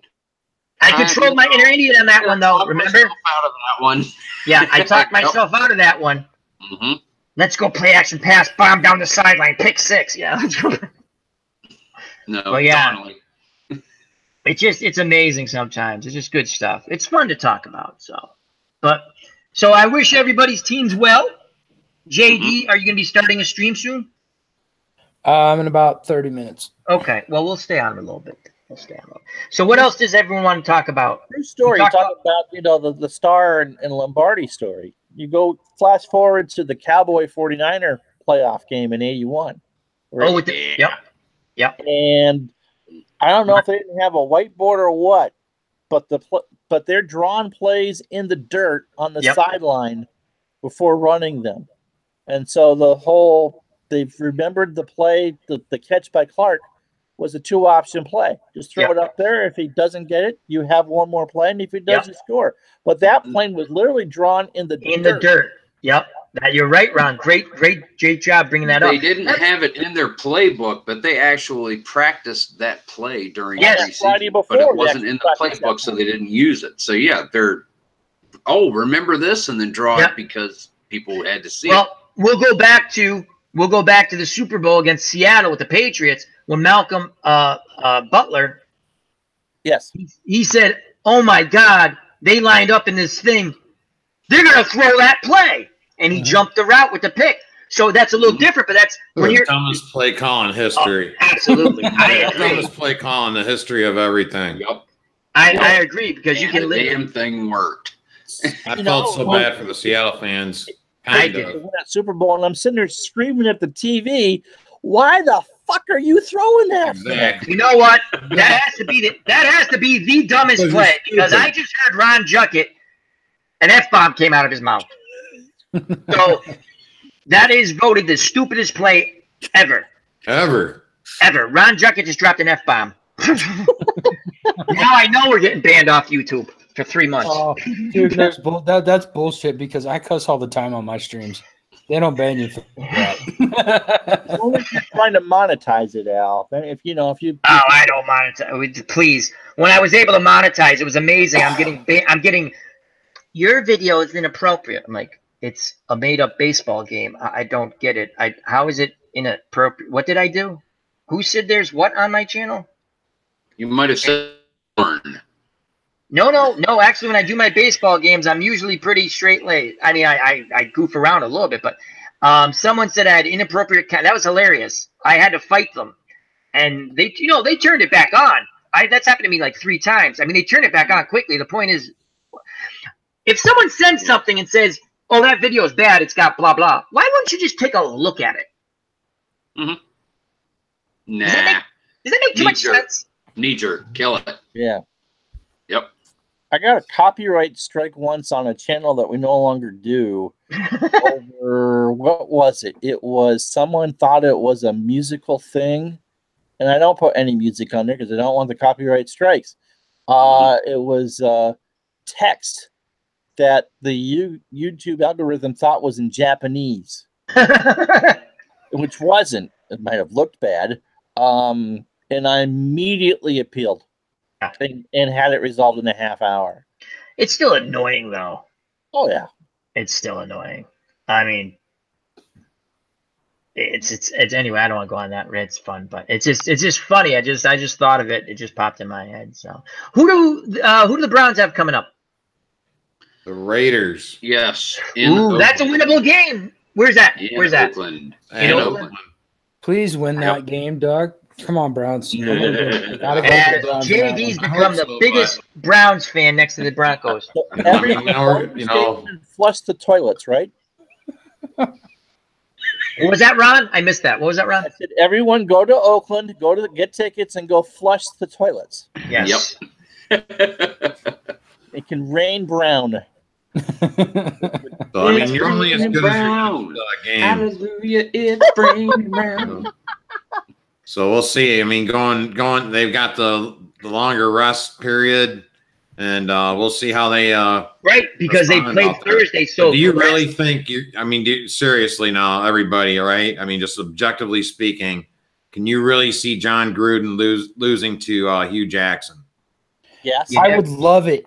You never know. Yeah, I would love it too, of course, right? But I mean, I'm going to shove that down reality check. so many of my family's throats that are Oakland fans. How you many? have no idea. Come on, Browns. That's a winnable game though. If you're Cleveland, you're looking at that. We're 1-1-1. We can be 2-1. Any luck, we can be 3-0. You got it. Their defense is really good from what I've seen. All right. Well, it's like Baker's Mayfield was talking a interview right after the game, and he was saying that they split the seasons up into quarters, into 4-game periods. So they're like, man, if we win, and now it would be if we win 2 of these first 4 games, and we win just the next 4-game series, if we win 3 of those, and then the next one, well, if we just win 3 of those. The next one, we just win 3 of those. Okay, they're 11-4-1. Yeah, that's the way they're thinking little by little chunks, not to be overwhelmed by the longevity, the entire season that's ahead of them. They're trying to really take it a little at a time. Yep. Now, okay, so they have the Raiders. I like their chances there. I'm just telling you, I do. John Gruden is the NBA version of Rick Pitino. Well, John Gruden did win though. Pitino was a good college coach, but Chucky's brain melted all those times on ESPN. Probably. Like quarterbacks, sometimes being a good college coach doesn't translate. Well, no, he won a Super Bowl with Tampa Bay. Okay, wait. Let's rephrase that. He won the Super Bowl because he went in with Tampa Bay, and the Oakland Raiders were still running his fucking offense. That's how. That's true. He knew all the plays, which was pretty funny. Yeah. He's like. They're going to run this play. And the Oakland was too stupid to sit there and go, why are they all lined up on that side? Do they know what we're going to do? Yeah. I don't think so. Yeah. Run it anyway. That was a good point. Now, that's how Oakland won that Super Bowl. Well, that's some of it, but they won. Yeah. Now, who do the Broncos have coming up, JD? Oh, we have the Ravens. We should be able to win that game. Where is that at? I don't have my football in pool Denver. in front of me. Denver's tough at home, so you should win that one. I think I took you guys in the pool. Yeah, I did. Yeah, Flacco's getting old. He's getting soft. They really don't have a really good wide receiver core, and their defense is slipping pretty hard. So yeah, their defense is not good. That's what's a killer. When we start our office football pool, it takes me about 3 weeks to get a feel for it. Yeah. Because I'm sitting there going, yeah, they should have a good defense. I'm like, God, they stink. Well, and it's Baltimore. The one thing Baltimore's always had since the beginning defense. of Baltimore is a great fucking defense. Yeah. And it's this year is like you're watching them going, what the fuck is this? So I have to say, I think Cleveland and Denver both have winnable games. The Patriots are we're going to Detroit. We should win that. We should win that. That one we should win. They're ready to fire Patricia after 2 games. Yeah, we should win that. We'll come out. When I say we, I get it. I don't play for the Patriots. JD doesn't play for the Broncos. Yada yada yada. We just say we or whatever. Yeah. As a state. Thank you. Yeah. So now the Giants don't look good. What are your offensive line is crap. Oh God. Hey, Herb's in the room. Everybody, Herb Pilgrim. What's going on there? Hey, Herb. How you doing, buddy? Hope all is well with you, buddy. They're playing Houston. I'd imagine if you had a coin flip that they might actually win it, 4 times out of 10. But the Giants don't look good. No, I thought they were going to be a little better this year. Yeah, I thought they got a good running back. They've got a decent wide receiver core, but they do not have an offensive line. That offensive line is getting the line isn't good, and Eli's old. Yeah, and you've got James, you got Clowney, and you got fucking Watt coming at you, and both of those guys are terrors. But Barkley in that loss to Jacksonville bolted off a 70-yard touchdown run. Oh yeah, Barkley's a badass. That kid was a good pick by the Giants. Their next pick next year needs to be a quarterback and offense. Yeah. I mean, Eli will be forever remembered for winning 2 Super Bowls. But do you think Ron, and anyone else who wants to jump in about the Giants. They have the good young running back. Would you like to see them? They always say, again, not an expert here, but it's easier to run block than pass block. You think they should try a little more ground and pound and just we're going to ram this freaking thing down your throat and just try that a bit? Back to playing smart Giants football. Yeah, I mean, if you're going to insist on going with the old man at quarterback, you got to be able to give him relief. I mean, we talked about it earlier with Peyton Manning. Yep. You know, the big brother. Great example. You know, you got to be able to, and, you know, the Patriots need to do the same for Brady. You give the older quarterbacks time to recover during a game, they can be more than serviceable. And if not, they throw a 20-yard running game. Yeah, you got to keep them on the heels with the running game. If you can't do that, it's meet you at the flagpole. Yeah, like I as a Denver fan, that was probably Denver's two greatest picks, was picking up Freeman and then picking up Lindsey as an undrafted. That was freaking awesome. I didn't expect much out of Lindsey because he's a little freaking guy, but that guy is number 3 in rushing in the fucking NFL, or number 2. Yeah, he's tearing it up. You know, for the NFC East, the Giants would always have a chance if the Cowboys get into Jerry Jones medals too much, and the Eagles lose because the Redskins are just trash. They're Emily. Everyone say hi to Emily. Emily. But now that the Eagles have figured it out, the Giants are in a world of hurt for a couple of years. Yeah, the Eagles are going to start. God, what the hell's his name? The quarterback who got hurt before Foyles. God. Carson Wentz. Yeah, Wentz. Thank you. So that kid's good. That kid's good. Philly has a good dynamic team, and yeah, the NFC East with Philly where they're at, that's rough to play. Yeah. But one thing I'll give the NFC East is it's a tough division. It always is. I just think if I was the Giants, I think they can run the ball a bit, and I just would try it more. I would too. And then try some play act. Like Ron said, you give relief to Eli Manning. Hopefully he doesn't get hit as much. All right. Hey, Al, thanks for having me on the screen. Ron. Nice to meet you, JD. Catch you later, JD. You guys have a good night. Take care, man. Check out JD's channel. I'm going to go set up mine, so I'll catch y'all later. I'll throw the link in your chat. Yeah, do that, please. Sounds good. Please. We'll talk to you guys later. Peace. Take care. Thank you very much, JD. JD the Dragon. Thank you very much, my friend. So that's some nice football chat. Wow, that was fun. Oh, yeah. We did a good job. We did a good job. So I think we all have winnable games. Even, Ron, I think the Giants have the least winnable game, but it's not a sure thing that they're not going to be competitive and possibly win. Houston's not all that in a bag of chips. No, they're not. They're not. I watched them the first week. They're not. Yeah. Again, each week can be different, as we all know, but they're not. That's the fun thing. Like we were talking about the Ravens defense just a little bit with JD, and I keep thinking that's the Ravens defense. They're tough, and they're not good. I mean, maybe they turn it around somehow, but they're not good. It's hard to do that once the season starts, though. I mean, teams can click and gel and whatever, but if you've had a month to get things together, it's hard. It's hard to do. Harder to do once you get into the season. Because it's not like you change it's tough to change a system or get the players in who can learn the system. That's why you don't see many, like baseball, make trades and the guy will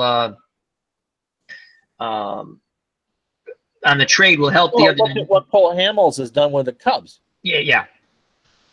But football, there's a couple of trades that popped into my head. One of them is, again, early 80s, Rob Carpenter, when he got traded to the Giants. And that was, I think the season had started already, and the Giants traded, I don't even know who they traded to Houston, but they got Rob Carpenter, who was a very good running back. Oh, I mean, people, again, they used to call him Adams? Was it Adams? I don't know. It could have. But Rob Carpenter was a good running back. They drafted Rich Wolfolk out of Michigan, who was fantastic in college. Yes. And he never panned. That was a year later or so. Yeah. He was awesome with the Michigan, right? The Wolverines. It's one of those, the Giants did well with Joe Morris and didn't do well with Wolfolk. And Ron Dane is not a name that you say I had told That was a Goofy Turnpike. for a man that big was. You know what that reminded me of? Remember, was it Maroney the Patriots drafted out of Minnesota? Lawrence Maroney, the running back. Oh yeah, He was the softest.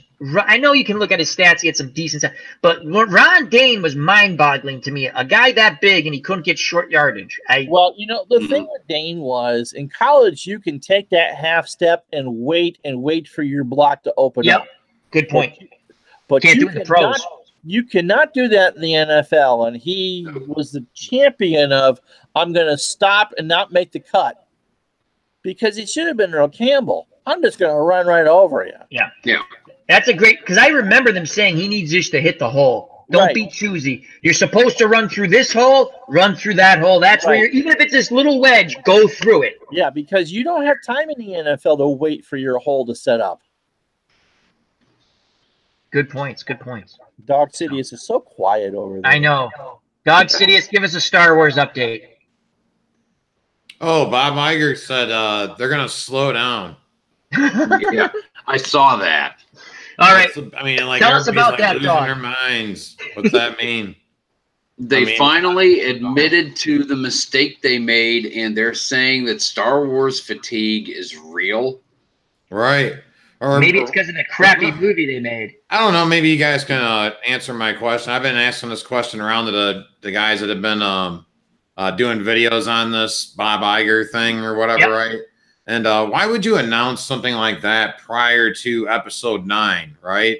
Wouldn't you be like, we're probably, a little over a year away from the release of episode 9. I mean, wouldn't you be kind of trying to pump some hype into the marketing, machine, if you will? Do you know what I think? Why would you announce we're going to slow down? That's my question. If you guys, can I answer that first before I forget my thought? Because I'm me. Squirrel. It's the Coke. Right. And let me tell you, no. Do you think it's like a preemptive strike to say if the movie sucks, we already have something to blame? You know what I mean? Like, that's my thing. I'm like, that shows absolutely no confidence in your product. Like, what if Star Wars was something like that you ate or that you drank or something? I mean, this is gonna taste like shit. Now eat it. Eat it. You don't like it? Comics Universe has done 19 movies in 11 years by the same production company. No, I don't buy it. It's because all of Disney's self-promotion people work for ESPN. Yeah, that's oh boy, here we go. Slow down means, does that mean are we going to wait 16 years in between the next, it's a built-in. Here's what I agree with you, dog. They should be thinking we need to make a really good movie. We need a huge comeback. We need to show we're relevant. Confidence in your product. Exactly. Whatever you do, whether it's politics, coaching, in business, right? You have to be the rah guy. If you want people to follow you, you got to have a good plan. Don't get me wrong, but you have to be positive. No one wants to. Yeah, well, I don't think it's gonna work. It might work. Yeah, that's where I want to run in those. I want to run in there with that guy, right? No, or that woman. Hey, Al, one sec, buddy. Yeah. This part of the stream is brought to you by Mountain Dew. Let me go to the chat, and this is our Mountain Dew from Fandom D. Mr. Saint. That's awesome. Fandom D Saint. I knew that was Marvel fatigue ain't real, but Star Wars fatigue is. Good point. Oh, that's I'm so wore out. Moni G. One more thing. Moni G says, I just watched Empire Strikes 450th time. I'm so wore out. I think it has something to do with the movies. Moni G says, I always loved Star Wars.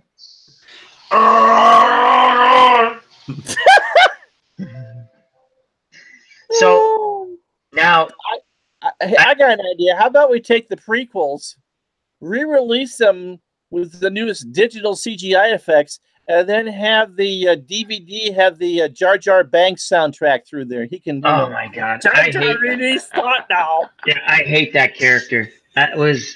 I hate that kid. I hate him. I Jar hate Jar him. Binks doing the rap hits. Oh Meese, my I God. love it when they call me Bigger Papa.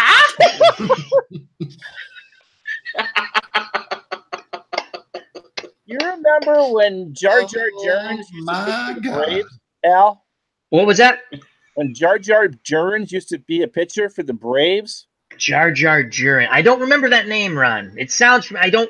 Early I- 2000s, when the Braves, when Bobby Cox was there only on his reputation and not because he was a good manager.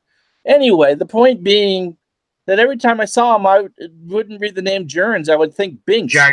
Yeah. Yeah. He Hated pitched it. good now. He pitched good now. Means a bit wanting to pitch. I was a. Oh, The, wow. What is Kermit the Frog there with you, Chris? I'm just curious. Yeah, he's here. Okay. Kermit, what are your thoughts on where Star Wars is going and how would you fix it? See, I would get up with Fozzie, you know, and we would like build a time machine, and I would go back and I would actually take that audition for Yoda, and I would have been in that movie, and then it would have done so good that George Lucas wouldn't have wanted to sell it to anybody. That's a valid point. Waka waka.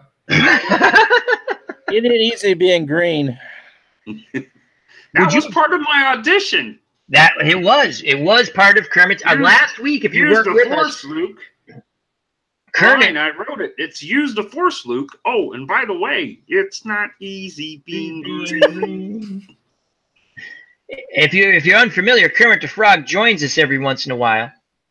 You didn't know, but he actually lives with Chris from Stratomatic, Delaware. Him and Miss Piggy. Hi-oh. Him and Miss Piggy. A little issues.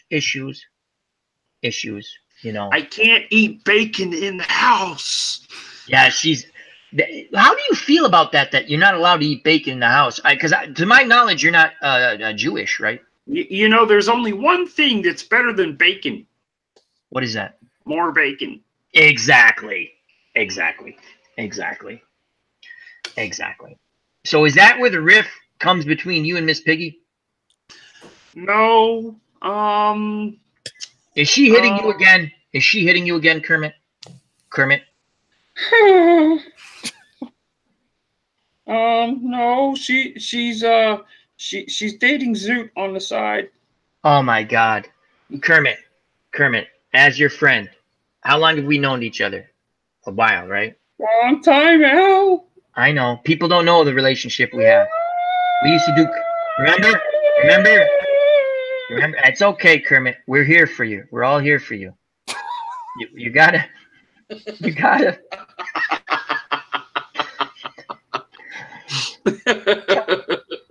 That is mint. You gotta. PP. Hey. You gotta put. And there it goes. Kermit. You gotta bring your pee-pee. You gotta bring your pee-pee to a different place. I'm telling you, Kermit. It's time for a new garage. You understand what I'm saying, Kermit? She's not treating you good. You mean I gotta like look for flies at a new lily pad? Yes. Don't let her know, because she'll kick the shit out of you. And don't tell her I said it. Please, Kermit, please. Your secret's safe with me, Al. Okay. So. Kermit the Frog, everyone. Bravo. Glad your You're not- psychology degree works for you, Al. So, that was Kermit the Frog, special guest. Brought to you by Chris from Stratomatic, Delaware. You didn't know we did voices, people. People are like, hey, they do voices. They're not that bad. Yeah. Well, I stink, but Chris is good. And Ron threw in a couple. Ron was like, yeah, let's do this. Ron was like, let's do this tonight. Lo and behold, Ron wanted to test out his voices. That's awesome. That is awesome. The So, cat just almost tore down my television set. oh boy. Emily. Bring that cat over here. We're going to have a word with this. As now Chris has gone into Christopher Walken. You know, You cats know. don't like television too much. That's my wife. Hello. Hello. Hi, Ron's wife. So it is Midnight. midnight. So is it time to sing, or what are we doing? Turn out the lights. The party. They say all good things things must end. Now let Ron. Ron actually does a pretty good Don Meredith. He says he doesn't. So we're gonna let Ron sing this. I'm gonna find the lyrics to the other song that everyone hates when we sing, but we like doing it, and that's the way we're gonna go out. What do you sing besides that? Happy Trails. No. Turn out the lights. I'm gonna find the other one. Over. Please don't copyright strike us, YouTube. Ron, you did that the other day. That was awesome. I know you said you didn't sound good, but you actually did. That was one of those things. Yeah, because it was a Monday night game between Dallas and Baltimore. And that was scary how. And before, let me find this. So we're gonna start with Chris, then we'll go Ron and Dog. What's coming up on the channels and stuff like that. Were you doing this again tomorrow? Yes or no? Do you want to do it again tomorrow? Probably. Okay. Yeah. Probably. Sure. Don't talk so much, Dog. Dog is smirking. You see his Dog enjoyed this. He's still in that glow of victory from Cleveland. It's the Mountain Dew, right? Yeah, the Mountain Dew. Let me find and the Coke. Don't snort the lines, Otis Nixon. Don't. Oh my God! Oh boy! Yeah, I remember that. Keith Hernandez. Oh yeah, Mm-hmm. I remember one of those NBC pregame shows that they did, and all these when the Mets went through Pittsburgh and they pulled them all on the court. Yeah, I remember. By the way, we're serving you with papers, and you gotta go to the court. That's right. You know, you can pinch hit and then go see the Fifth Circuit. Okay. Exactly. So, what's coming up? Chris has some good stuff going up as always on his channels. We'll start with Chris. Thank you, everyone in the chat, and we're gonna get to that before we sing. But thank you to JD, Fandom D Saint. Check out those wonderful channels. Moni G, Ken Castro, Herb Pilgrim, D. Scott Howard, Jake Cruz, so many people in the chat. Thank you for spending time with myself, JD, Dog Sidious, Ron Junket, and Chris from Stratomatic, Delaware.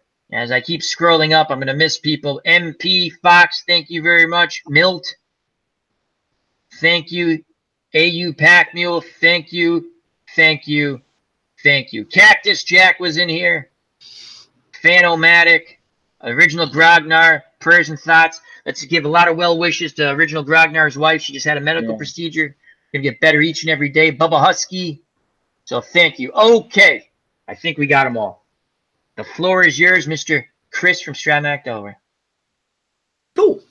Yeah, we've Digging Deep Boxing by diggingdeepsports.com. Fantastic game. We're going to be having some bouts on the channel. Going to have a few cards in the next few days because I just love this game, guys. It's worth checking out.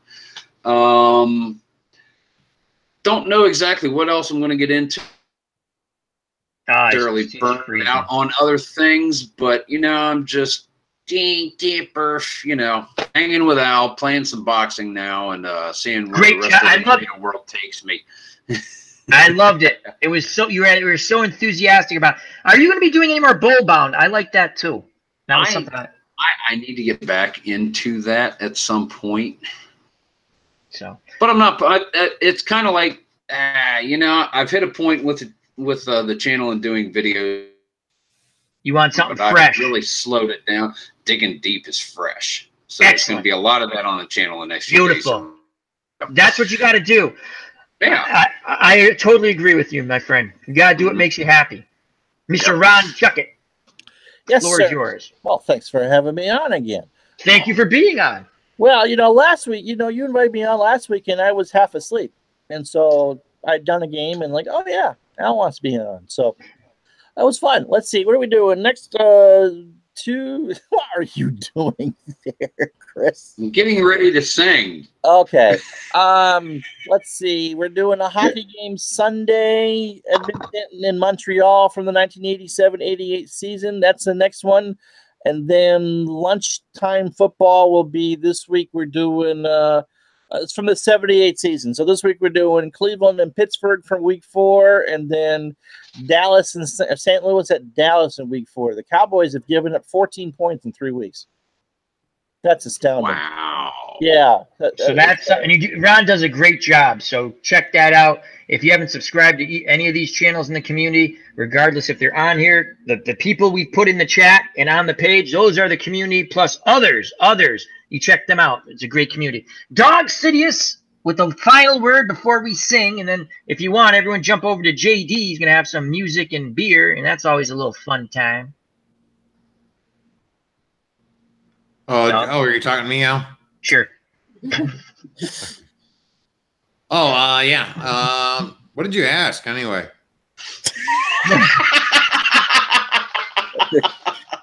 I missed like the last hour, dude. Sorry, what happened? It's okay, Dog. What's coming up on your channel, my friend? Oh, what's coming up on my channel? Okay, yeah. Well, Star Wars is slowing down, according to Bob Iger, CEO of Walt Disney.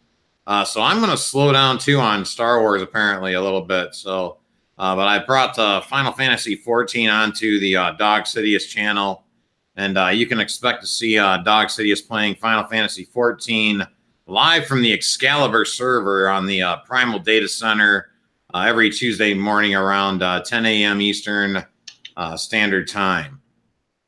Excellent. That's what's been happening with my channel. I don't remember them introducing a Quaalude flavor of Mountain Dew. What happened, buddy? I don't remember, them introducing a Quaalude flavor for Mountain Dew. He didn't hear you. I'm pretty well seasoned with Mountain Dew. Sure you are. Hey, Fandom D Saint, can you put Ron Jucket's link in the chat? Ken Castro saying the one I put in there doesn't work. I thought that worked. It's from the channel, but if someone can throw that in there, that'd be awesome. And once again, thank you everyone. Great job in the chat, Chris, Ron, Dog. We're gonna do it again tomorrow, probably for an hour. I always say that, and it goes longer. We'll try to keep it to an hour, hour and a half. That way. Now let's go. If you're still going to be up, let's go see JD, hang out for a bit, and let's go out with Happy Trails. And here we go. Some trails are happy ones, others are blue. It's the way you ride the trail that counts. Here's a happy one for you. Happy trails to you. Until we meet again. Happy trails to you. Keep smiling on land. Who cares about the clouds when we're up in here? Baker Mayfield. Till we meet again. In Oakland. In Oakland. Bravo. Bravissimo. Let's all go over to JD. Yep. Health, happiness, take care. Till next time. Bye-bye. God bless. You know it's coming, folks. Thank you very much. Peace.